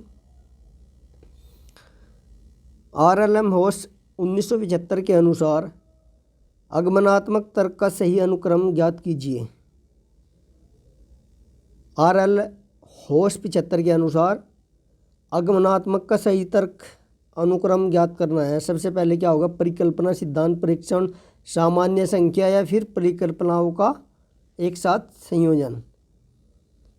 तो राइट आंसर हो जाएगा इसका हमारा, सबसे पहले क्या करोगे भाई, सबसे पहले क्या होगा इसमें हमारा, सबसे पहले परिकल्पना करोगे या फिर आप सिद्धांत प्रशिक्षण। तो इसमें सबसे पहले हमारा होएगा प्रक्षेपण। सबसे पहला हमारा इसमें प्रक्षेपण होएगा, फिर सिद्धांत, परिकल्पना, सेकंड हो जाएगा। सबसे पहला प्रक्षेपण, फिर परिकल्पना, फिर परिकल्पनाओं का एक साथ योजन, एंड देन सामान्य व्याख्या एंड सिद्धांत। तो राइट आंसर हो जाएगा हमारा क्या, बी। नेक्स्ट क्वेश्चन दोस्तों हमारा, arrange in ascending order of their establishment.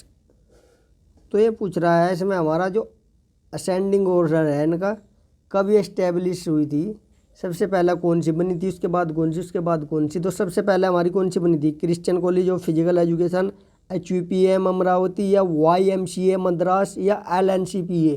तो सबसे पहले क्या आएगा हमारा, HUPM की स्थापना कब हुई थी हमारी, 1914 में। उसके बाद फिर ए Christian college of physical education Madras कब, 1932।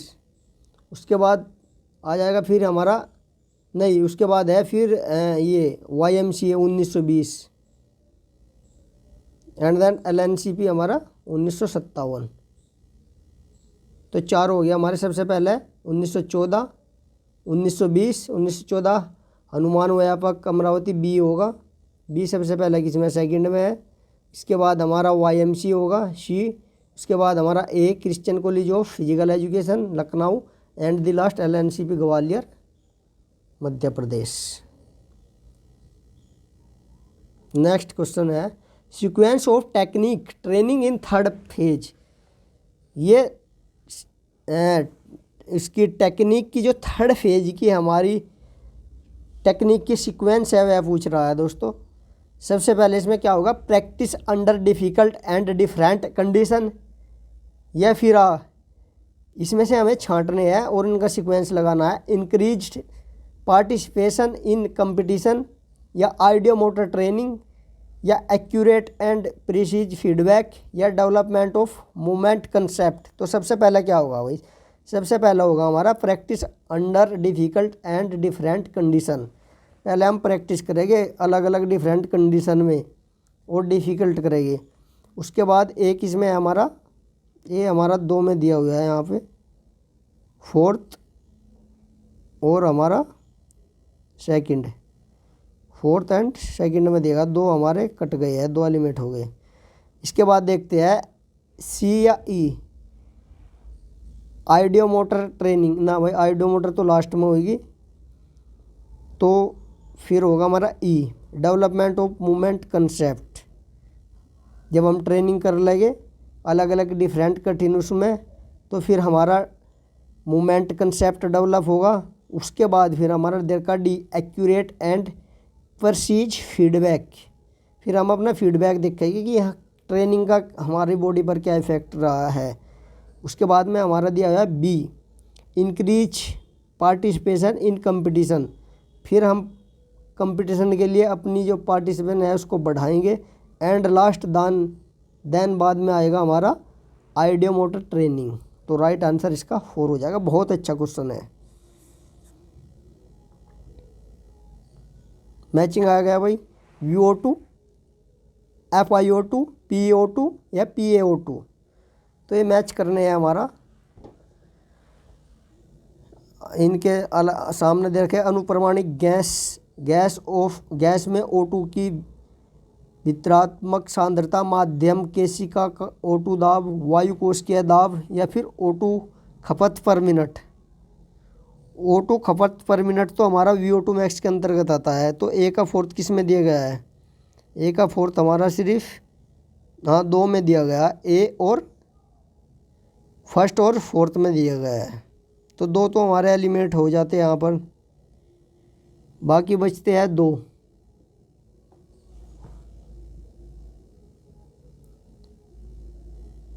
तो उसके बाद देखते हैं हमारा फर्स्ट का 4। पहले हम फर्स्ट का 4 लगा लेते हैं। अब देखते हैं बी का क्या होगा। FiO2 इसका हो जाएगा हमारा अनुपरमाणिक गैस में O2 की वितरणात्मकता सांद्रता। और PO2 हो जाएगा हमारा माध्य केशिका O2 दाब। और PaO2 हो जाएगा हमारा वायु कोशिकीय दाब। तो हमारा फर्स्ट सही है। A का फोर्थ, B का फर्स्ट, C का सेकंड और थर्ड का D का थर्ड। अच्छा क्वेश्चन है। नेक्स्ट है choose the correct sequence order for the basic of scientific management. तो साइंटिफिक मैनेजमेंट के जो बेसिक सीक्वेंशियल ऑर्डर है वो हमारा पूछ रखा है। सबसे पहले select the worker and train then. तो सबसे पहले आप क्या करोगे? सबसे पहले या distribute the gain between employ and employees, या फिर study the work significantly, match job and workers properly. तो सबसे पहले हम करेंगे भैया study the work of scientifically. सबसे पहले स्टडी होती है, उसके बाद में करते हैं फिर हम select the worker and train. इसके बाद फिर आता है हमारा match job and workers properly and फिर distribution the gain between employ and employ. तो ये किस में है? सबसे पहले CADV है हमारा फर्स्ट में। राइट आंसर हो जाएगा हमारा first. Next question, the man factor which effect growth and development. Man factor कौन सा है ग्रोथ एंड डेवलपमेंट का? Genetic factor, spiritual factor, environmental factor, nutritional factor या मूवमेंट फैक्टर। तो भाई जेनेटिक तो हमारा होता ही है। सबसे पहला तो ये एक इसमें है। फोर्थ ऑप्शन भी देख लेते हैं, 3 दिख रहे हैं हमारे यहाँ पर। हाँ, ए हमारा फर्स्ट, थर्ड, फोर्थ चारों में है। चारों में है। चारों में है। तो इसका हो जाएगा फिर हमारा क्या आता है? स्पिरिचुअल फैक्टर या इन्वायरमेंटल फैक्टर। हाँ, इन्वायरमेंटल भी होता है, इन्वायरमेंटल भी होता है। और फिर हमारा न्यूट्रिशनल फैक्टर या मूवमेंट फैक्टर। तो इसका आयोग ने डी माना है भाई। A genetic factor, C environmental factor and D nutritional factor. हाँ, मूवमेंट फैक्टर नहीं होता। ACD। Next question, critical speed does not include.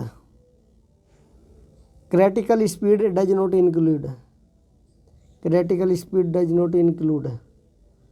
तो राइट आंसर हो जाएगा इसका हमारा थर्ड। 75 से 80% O2 VO2 max. Next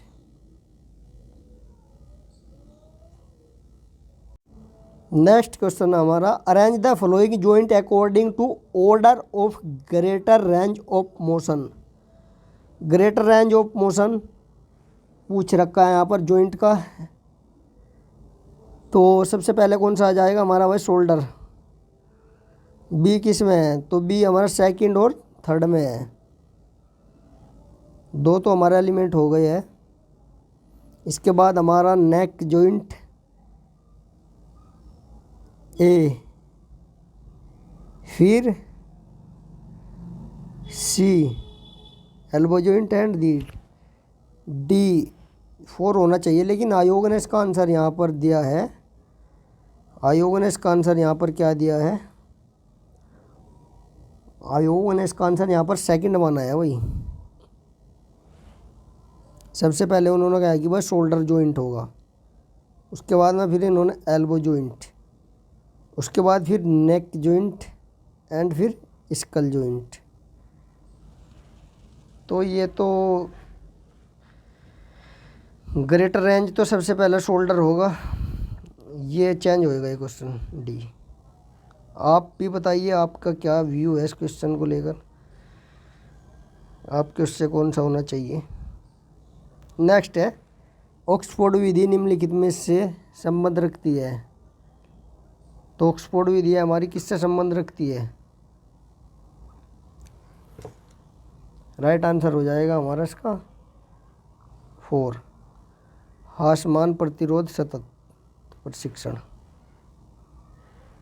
next question जल्दी जल्दी कर लेते हैं और बस बाकी रह गए हमारे 107 क्वेश्चन हो चुके हैं, यानी कि 60 67 68 क्वेश्चन हो चुके हैं। Neutrophil, eosinophil, monocyte, B lymphocyte, इनका मैच करना है भाई। न्यूट्रोफिल का जीवन काल कितना होता है, तो कितना होता, घंटों से दिनों तक होता है। तो पहले का थर्ड, पहले का सेकंड, पहले का सेकंड किस में दिया हुआ है हमारा, इसमें। और इसी फोर्थ भी देख लेते हैं। तो फर्स्ट इसका हमारा इज राइट, बी का थर्ड। इसिनोफिल हमारा क्या होता है, 8 से 12 दिन। इसके बाद होता है हमारा मोनोसाइट। मोनोसाइट का कितना होता है, दिनों से महीनों तक। और बी लिम्फोसाइट का सबसे अधिक जीवन काल होता है दिनों से लेकर वर्षों तक।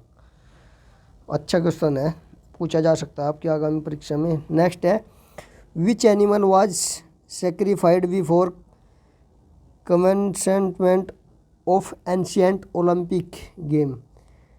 भाई ये कह रहा है कि जो प्राचीन काल ओलंपिक होते थे उनमें किस की बलि दी जाती थी, लिम्ब की, बफेलो की, हॉर्स की है, पिग की। तो आयोग ने इसका आंसर माना है पिग, सुअर की बलि दी जाती थी जो प्राचीन कालीन ओलंपिक होते थे। नेक्स्ट है, हेट्रोकोनोसिटी ऑफ रिकवरी का अर्थ क्या है। तो उसका अर्थ क्या है, शरीर के अलग अलग अंग के लाभ में सुधार से अलग अलग गति। तो राइट हो जाएगा हमारा दूसरा, heterochronicity of recovery, heterochronicity of recovery. Next है, a rejection of null hypothesis which the null hypothesis is true. ये कह रहा है कि दोस्तों यदि आपकी हाइपोथेसिस रिजेक्ट हो जाती है लेकिन फिर भी वह ट्रू है तो वह हमारी कौन सी आती है, टाइप 1 एरर फर्स्ट। और यदि हमारी हाइपोथेसिस एक्सेप्ट हो जाती है लेकिन फिर भी वह फॉल्स होती है तो हमारा सेकंड टाइप एरर होता है। इंपॉर्टेंट है, रिसर्च में हर बार किसी न किसी पेपर में यह क्वेश्चन जरूर आता है। नेक्स्ट है हमारा, 2032 में कौन सा शहर पैरा ओलंपिक खेल की मेज़बानी कर रहा है। तो कौन कर रहा है हमारा, ब्रिस्बेन ऑस्ट्रेलिया, 4 राइट। नेक्स्ट हो जाएगा हमारा, the ability to increase maximal oxygen consumption is limited due to which factor. अच्छा क्वेश्चन है भाई, ability to increase maximal oxygen consumption is limit to which factor. तो राइट आंसर हो जाएगा हमारा इसका फर्स्ट, जेनेटिकली।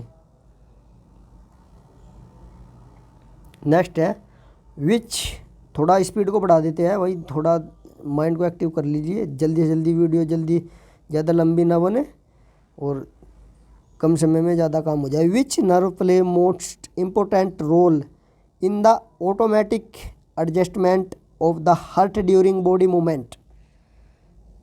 तो क्या हो जाएगा इसका हमारा दोस्तों? Second vestibular nerve. शारीरिक शिक्षा को डिग्री पाठ्यक्रम के रूप में मान्यता देने वाला प्रथम भारतीय विश्वविद्यालय कौन सा था? अच्छा क्वेश्चन है भाई साहब, बहुत अच्छा, स्टार लगा लीजिए। यह कह रहा है हमारी जो एमपीएड की डिग्री थी ऐसा मान्यता देने वाला कौन सा विश्वविद्यालय था? तो कौन सा था? विक्रम विश्वविद्यालय। Very very important. अंतर्राष्ट्रीय ओलंपिक समिति के प्रथम अध्यक्ष कौन थे? तो कौन थे? डेमेत्रियस वैकेलस। राइट हो जाएगा हमारा सेकंड, डिमेत्रियस वैकेलस। अनुरक्षण प्रबंधन के क्षेत्र क्या है? सुरक्षा, सफाई, गुणवत्ता, वित्त, सुविधाएं। तो सारे है भाई, वित्त को छोड़ गया। सुरक्षा भी है, सफाई भी है, गुणवत्ता भी है और हमारा सुख सुविधाएं भी है। Next question. In the year 1971 1971 में Adams propose a theory. Adams ने एक थ्योरी प्रपोज की of the motor skill learning is knowledge. तो उसे क्या कहते हैं? Schema theory, closed loop theory, एविस इफेक्ट थ्योरी या प्लेबको थ्योरी। अच्छा क्वेश्चन है भाई, बहुत अच्छा क्वेश्चन है, पूछा भी जा सकता है आपकी जितनी भी आगामी परीक्षाएं हैं। तो इसका राइट आंसर क्या दिया आयोग ने? Close loop theory. Right answer is हमारा हो जाएगा second, close loop theory. Next question पर चलते हैं। जब किसी व्यक्ति की आयु बढ़ती है तो निम्नलिखित अवयवों घटकों में कमी आ जाती है। भाई ये कह रहा है जब किसी व्यक्ति की आयु बढ़ेगी तो क्या क्या चीज़ें घटेगी? मांसपेशी का आकार घटेगा भाई, शरीर में वसा का प्रतिशत बढ़ेगा या घटेगा? बताओ। मांसपेशीय शक्ति घटेगी, रक्तचाप बढ़ेगा, शरीर में वसा का ना होना, शरीर में वसा का ना होना, शरीर में वसा का न होना। तो इसका क्या है? आयोग ने इसका आंसर माना है हमारा थर्ड, यानी कि ए मांसपेशियाँ घटेगी, सी मांसपेशिया शक्ति घटेगी और ई वसा में रक्त का ना होना। तो राइट आंसर हमारा थर्ड। नेक्स्ट। किसने जर्मन में शिक्षा और शिक्षा के प्रति उत्तरवादी दृष्टिकोण को प्रस्तुत किया था? तो किसने किया था? जॉन वेस्डो ने। राइट आंसर हो जाएगा हमारा इसका फर्स्ट। अच्छा क्वेश्चन है। Which among the following are phytochemical. तो ये कह रहा है भाई जो हमारी फाइटोकेमिकल्स होती है वह क्या है? नीचे एंथोसाइनिडिस या कैप्सिसियन या फिर हमारा कैल्सीफेरोल या फिर फ्लेवेनोन्स या फिर फाइलोक्विनोन। तो कौन कौन से इसमें से है फाइटोकेमिकल्स हमारे? तो राइट आंसर हो जाएगा हमारा इसका थर्ड, ABD।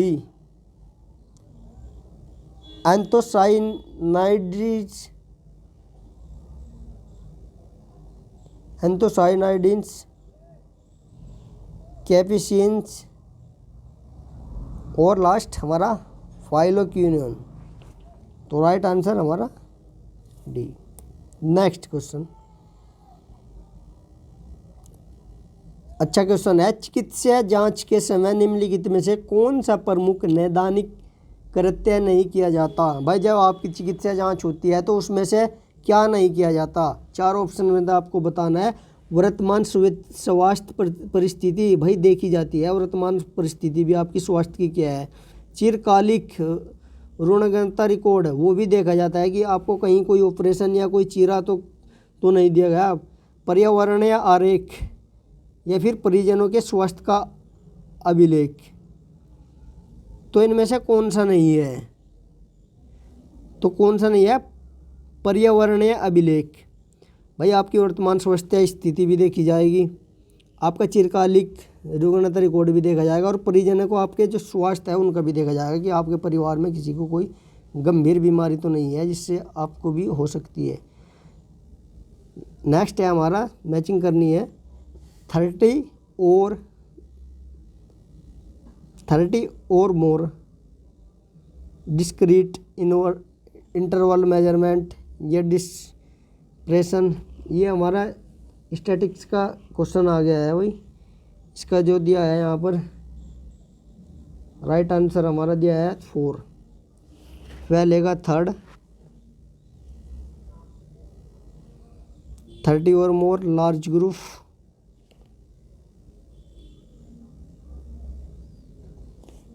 एंड डिस्क्रीट का इन्होंने दिया है यहाँ पर बी का 4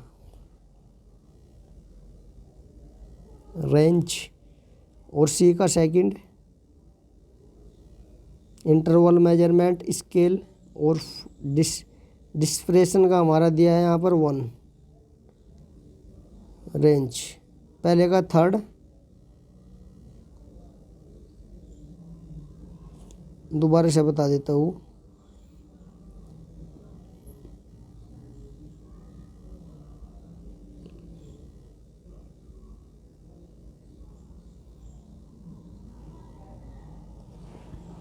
पहले का 3 ठीक है जी 30 और मोर लार्ज ग्रुप। बी का 4 discrete and type of data. C interval measurement का क्या है स्केल और डी हमारा डिस्प्रेशन का क्या है रेंज। तो राइट आंसर 4। नेक्स्ट क्वेश्चन ये इतना इम्पोर्टेंट नहीं आपकी परीक्षा में नहीं टीजीटी पीजीटी में तो नहीं पूछा जाएगा। हाँ नेट में पूछा जा सकता है आगामी परीक्षा में। तकनीक प्रशिक्षण के किस चरण में गति संबंधी बोध पर दबाव दिया जाना चाहिए। किस पर दबाव दिया जाना चाहिए वह जब आपकी जो टेक्निक जो आपका प्रशिक्षण चरण संबंधी चल रहा है प्रथम चरण पर द्वितीय पर तृतीय पर या चतुर्थ पर। तो द्वितीय चरण पर हमारे ध्यान दिया जाता है पर राइट हो जाएगा हमारा इसका सेकंड क्योंकि कंपटीशन पीरियड हमारा यही होता है। 3rd हमारा रेस्ट पीरियड होता है और 1st हमारा प्रिपरेटरी फेज अभ्यास का वो होता है फेज। लो हीट स्ट्रोक उसमें थकान हीट मैच करना वही हीट सिनकोप उसमें जने मूर्छा हीट क्रैम्प उसमें जनंजय मोच। तो कौन सा हो जाएगा। हीट क्रैम्प कब होता है भाई मसल्स में जब अकड़न आ जाती है। एक तो हमें मिल गया डी का 3rd हमारा सेकंड में है और बाकी 2 ऑप्शन और भी देख लेते हैं। एक में ही दिया गया है यहाँ पर तो डी का हो जाएगा हमारा 3rd। हीट क्रैम्प उसमें हीट क्रैम्प कहते हैं मांसपेशियों में अकड़न हो जाती है। और हीट सिनकोफ सी का हो जाएगा हमारा दूसरा। सामान्य कमजोरी और निम्न रक्तचाप जब सामान्य कमजोरी हो जाएगी भाई आपको हीट सिनकोफ हो जाएगा उसमें जन्य मूर्छा में चला जाता है आदमी मूर्छा ही हो जाता है। और फिर है उसमें थकान हीट कब होती है जब शरीर में जल और लवण का अपेक्षया कमी हो जाती है। और लास्ट है हमारा लो हीट स्ट्रोक कब होता है जब शरीर का टेम्परेचर तापमान 105 डिग्री फ़ारेनहाइट तक हो सकता है। तो राइट हो जाएगा हमारा इसका सेकंड। नेक्स्ट क्वेश्चन मैचिंग करना है क्लोज लूप थ्योरी हमने पीछे भी पढ़ी है। इस में थ्योरी या ग्राउंडेड थ्योरी या कंसेप्ट ऑफ श्रेडिबिलिटी इनका मैच करना है भाई लिनकोन गुबा या एडम्स या आर.ए. स्केमिचिड या ग्लेशर एंड स्टेरस। तो राइट आंसर हो जाएगा हमारा इसका क्या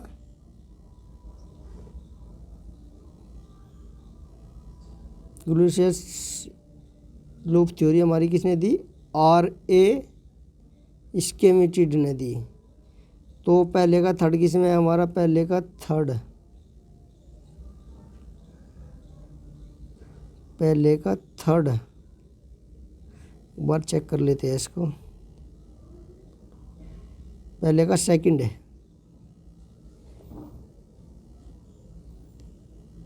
एडम्स। और स्कीमा थ्योरी हमारी किसने दी है? R.A. स्कीमेटेड ने। और ग्राउंडेड थ्योरी हमारी किसने दी है?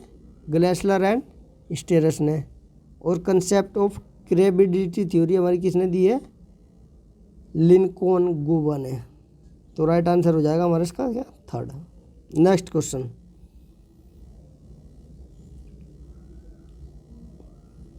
चौबीस क्वेश्चन और बच गए हमारे, 10 पैराग्राफ के हैं, तो बच जाते हैं हमारे 14 क्वेश्चन और। मैचिंग दी गई है भाई, एक और मैच करना है। ऑटो इम्यून डिसीज दी गई है, एक तरफ टीसी दी गई है, तो इनको मैच करना है हमारा। तो फर्स्ट दिया हुआ है इसमें Hashimoto disease, chronic disease, chronic hepatitis disease, scleroderma disease, या फिर हमारा रिहेमेटोइड अर्थराइटिस। तो जिसमें आइटिस जुड़ गया, दर्द जलन सूजन आइटिस, तो हमारा किससे होता है? जोड़ों से। तो डी का फर्स्ट किस में है भाई? 2 में दे रखा है, फर्स्ट और थर्ड में। 2 तो हमारे एलिमिनेट हो चुके हैं। अब देख लेते हैं ए का, हिस्मेटो डिसीज। हिस्मेटो डिसीज हमारी किससे होती है? किससे रिलेटेड है? लीवर से। तो ए का 4 हमारे किस में है? थर्ड में। तो राइट आंसर हो जाएगा हमारा इसका थर्ड। सी का सेकंड, क्रोनिक हेपेटाइटिस। सी का सेकंड और बी का 4, क्रोनिक हेपेटाइटिस लीवर से, और डी का फर्स्ट रेहेमेटोइड आर्थराइटिस, जॉइंट से रिलेटेड है हमारा। नेक्स्ट है सूची मिलानी है फिर। Gluconeogenesis, glycogenesis, glycogenolysis, glycolysis. भाई लाइसिस दे रखे है, इनका हमें मिलान करना है। तो हमारा ग्लाइकोजेनोलाइसिस क्या होता है? ग्लूकोज से ग्लूकोज का निर्माण, ग्लूकोज के ग्लूकोज में विघटन। तो जेनोलाइसिस तो हो जाएगा हमारा सी का सेकंड है भाई। ग्लूकोज का ग्लूकोज में विघटन हो जाता है, और ग्लाइकोजेनेसिस हो जाता है ग्लूकोज से ग्लाइकोजन का निर्माण।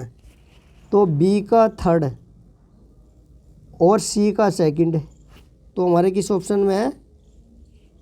सेकंड में है। 2 ऑप्शन और देख लेते हैं हम, बी का थर्ड, सी का सेकंड, इनमें नहीं है। तो राइट आंसर हो जाएगा भाई इसका हमारा सेकंड ही। फर्स्ट का क्या हो जाएगा हमारा? ग्लूकोनियोजेनेसिस। ग्लूकोनियोजेनेसिस का संबंध किससे हो जाएगा हमारा? कार्बोहाइड्रेट का गैर कार्बोहाइड्रेट स्रोत से निर्माण को क्या कहते हैं? ग्लाइकोनियोजेनेसिस। अब बच गया क्या हमारा? ग्लाइकोलाइसिस। ग्लाइकोलाइसिस क्या होता है हमारा? ग्लूकोज का अपूर्ण विघटन, और ये हमने बता ही दिया आपको। नेक्स्ट क्वेश्चन, अच्छा क्वेश्चन है, बहुत अच्छा पूछा जा सकता है, आपको टिक लगा लीजिए स्टार इस पे। नेक्स्ट क्वेश्चन है, अधिगम अशक्त बालक कौन है? कौन होते हैं भाई? सामान्य रूप से मंद बुद्धि वाले, या विशिष्ट रूप से मंद, या उच्च बुद्धि लब्धि, या मनोबाधित, या फिर सामाजिक रूप से समायोजित। तो 4 ऑप्शन यहाँ आपको दिखा दिए हैं, तो कौन सा होगा इसमें से? तो राइट आंसर हो जाएगा इसका हमारा सेकंड, ए बी ई, सामान्य रूप से मंद, और विशिष्ट रूप से मंद, और सामाजिक रूप से सुसमायोजित। राइट हो जाएगा A B E. Next question है हमारा, क्लेविकुलर संधि को निम्नलिखित में से किस रूप में जाना जाता है? कहाँ होती है भाई स्टेनो क्लेविकुलर संधि? ये होती है हमारी हिंज संधि होती है, कोंडोलाइड संधि होती है, ग्लाइडिंग संधि होती है, पिवट संधि होती है। तो राइट आंसर इसका ग्लाइडिंग संधि। ग्लाइडिंग हमारी जो शोल्डर की होती है, ग्लाइडिंग स्टर्नो क्लेविकुलर संधि, शोल्डर स्टर्नो।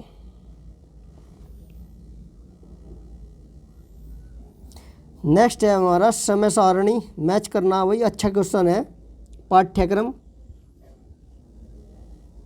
पाठ्य दिनचर्या या फिर व्यावसायिक आचार, इनका मिलान करना है। किसी संस्था द्वारा पेश अध्ययन का पाठ्यक्रम, कोई दस्तावेज जिसमें विद्यार्थियों को सभी अधिगम अनुभव दिया जाता है। विषय सूची की रूपरेखा, कोई दस्तावेज जिसमें यह उल्लेख होता है कि उसके द्वारा किया जाना है और किस समय किया जाना है। तो किसके द्वारा किया जाना है, किस समय किया जाना है, तो इसका तो बस समय सारणी के अंतर्गत आता है। तो इसका हो जाएगा हमारा पहले का 4th। अब पाठ्यक्रम क्या होता है हमारा? किसी संस्था द्वारा पेश अध्ययन का पाठ्यक्रम। और पाठ्यचर्या होता है क्या हमारा?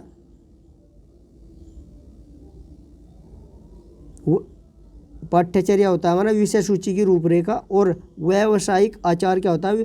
कोई दस्तावेज जिसमें विद्यार्थी को सभी अधिगम अनुभव दिया जाता है। तो ये हो गया हमारा, देख लीजिएगा कौन सा किस में है। चारे बता दिए मैं आपको एक एक।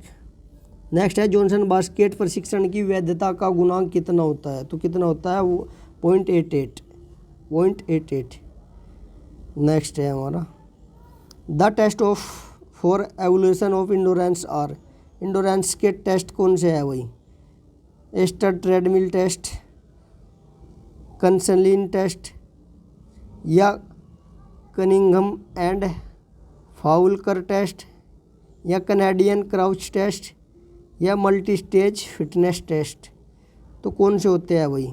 ए भी होता है, बी भी होता है, सी भी होता है, डी को छोड़ के ए बी सी ई। तो राइट आंसर हो जाएगा हमारा इसका 2nd।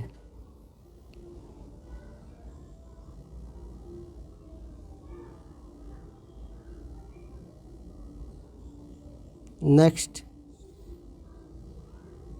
Which is a metabolic product of glycolysis during exercise? Which is metabolic product का ग्लाइकोलाइसिस ड्यूरिंग एक्सरसाइज पूछ रहा है। तो क्या होगा भाई? ग्लूकोज होगा, ग्लाइकोजन होगा, फास्फेट होगा, लैक्टेट होगा। तो क्या होगा? सभी को पता है लैक्टेट होगा, ऑब्वियस सी बात है। नेक्स्ट क्वेश्चन है which form of stress, stress की कौन सी फॉर्म है जो produce a serious long lasting psychological condition? तो कौन सी है वही स्ट्रेस की produce serious long lasting psychological condition? Pre traumatic stress disorder, post traumatic stress disorder या प्रिवेंटिव ट्रूमेटिक स्ट्रेस डिसऑर्डर या पीरियर ट्रूमेटिक स्ट्रेस डिसऑर्डर। तो राइट आंसर हो जाएगा हमारा इसका 2nd, post traumatic stress disorder. Next question, type 2 त्रुटि का परिणाम निम्न के द्वारा निर्धारित किया जाता है। तो किसके द्वारा किया जाता है भाई? बीटा के द्वारा। नेक्स्ट है मैचिंग करनी है। Ischaemia, fibrillation, haemolysis, serotonin. तो इनका मैच करना है वह कौन सा किसके साथ है? ये 4 ऑप्शन यहाँ दिख रहे हैं आपको। तो राइट आंसर हो जाएगा इसका क्या हमारा? इस्चीमिया किससे है वही?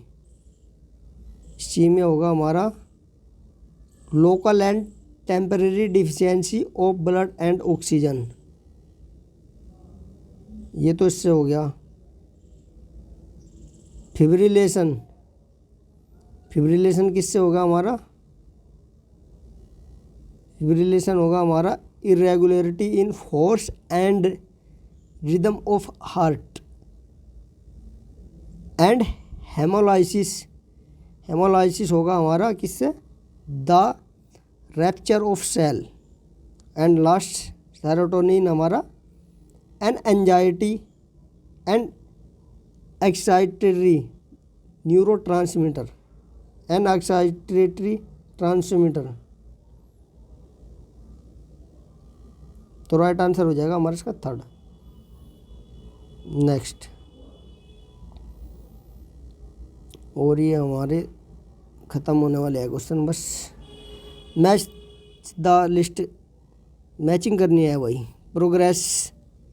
प्रोग्रेसिव रिग्रेसिव प्रोड्यूसर, इसका आंसर ही बता देता हूँ भाई मैं आपको। Progressive producer, high resistance method या लो रेजिस्टेंस मेथड। तो उसका आयोग ने क्या आंसर माना है यहाँ पर?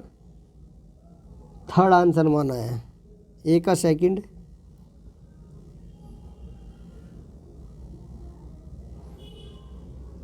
ए का सेकंड। प्रोग्रेसिव रिग्रेसिव मेथड क्या होता है? 5 × 80%, 3 × 90%, 1 × 100%, 3 × 100%। तो राइट आंसर हो जाएगा इसका हमारा थर्ड। नेक्स्ट,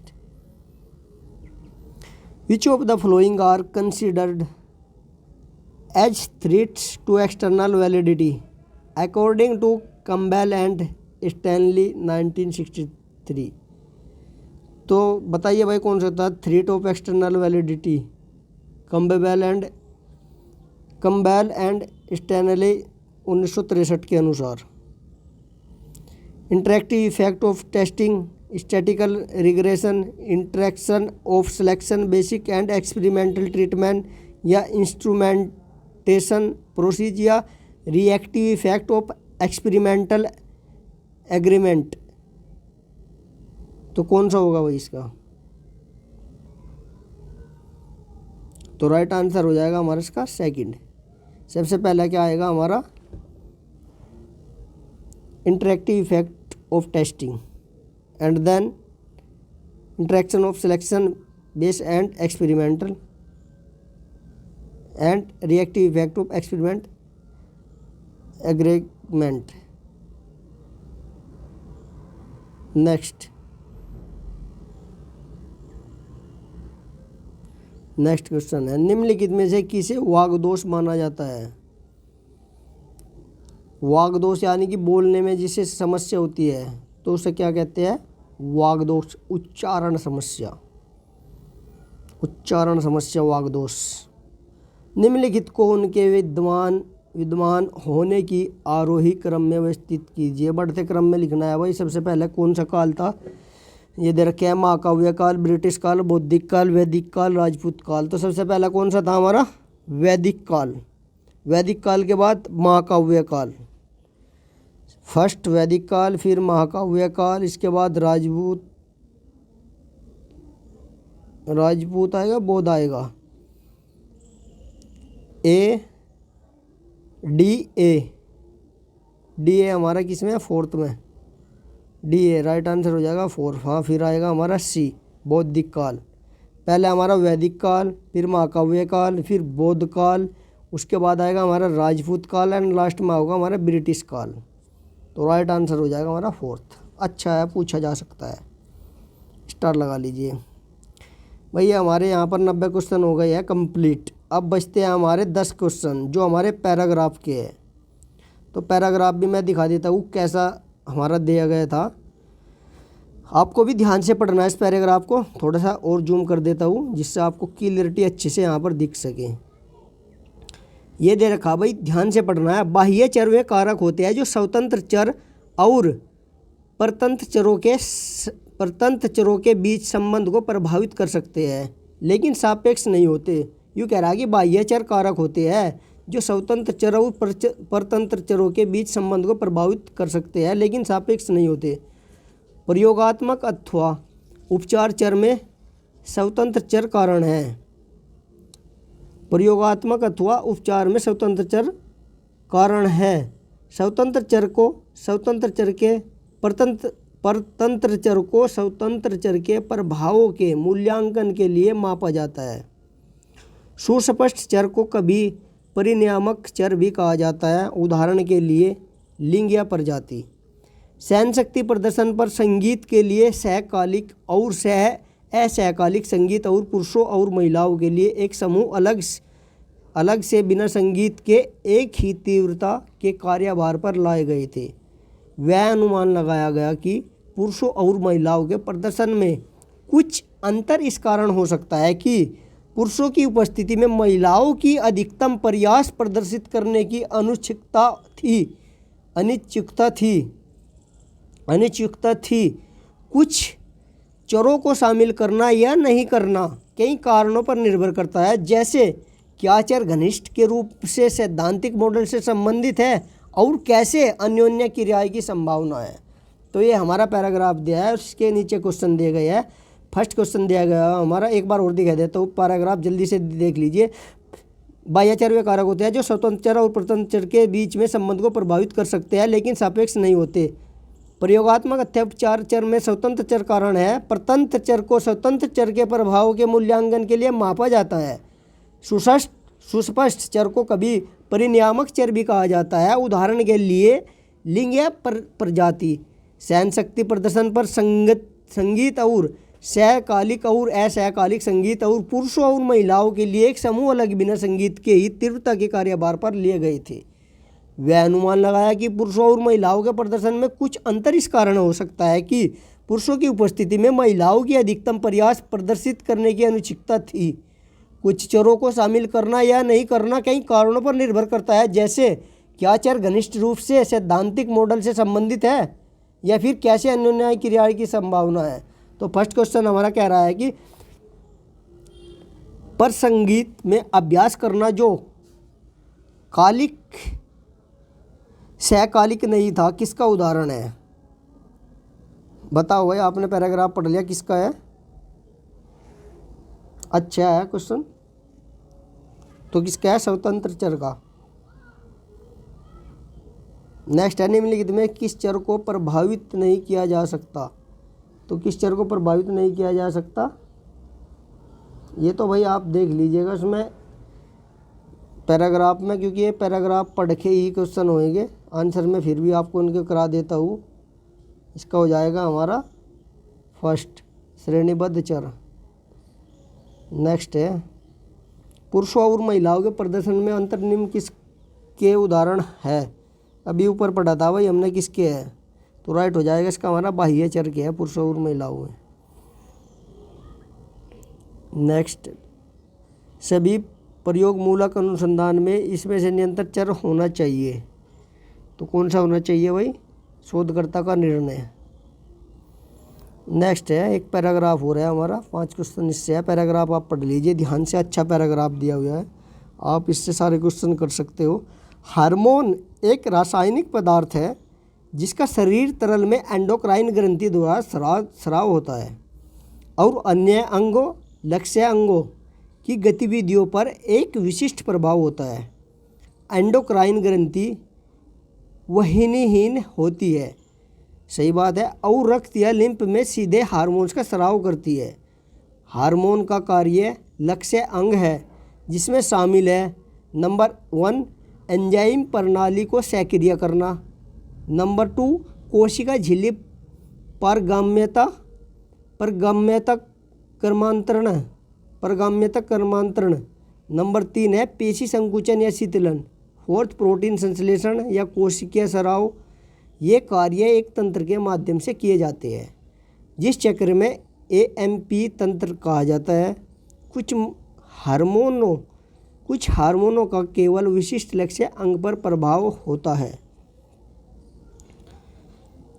प्रमुख हार्मोनल नियंत्रण प्रणाली नकारात्मक प्रतिपुष्टि तंत्र है तंत्रिका प्रणाली भी हार्मोन और उसके एंडोक्राइन ग्रंथियों में निम्नलिखित शामिल है। कौन कौन सी है? नंबर 1 पीयूष ग्रंथि, HDH, oxytocin, GHTS, GHTSHA, CTH, FSH, LH और प्रोलैक्टिन। नंबर 2 एड्रिनल ग्रंथियाँ। एड्रिनल ग्रंथि में क्या दिया गया है हमारा?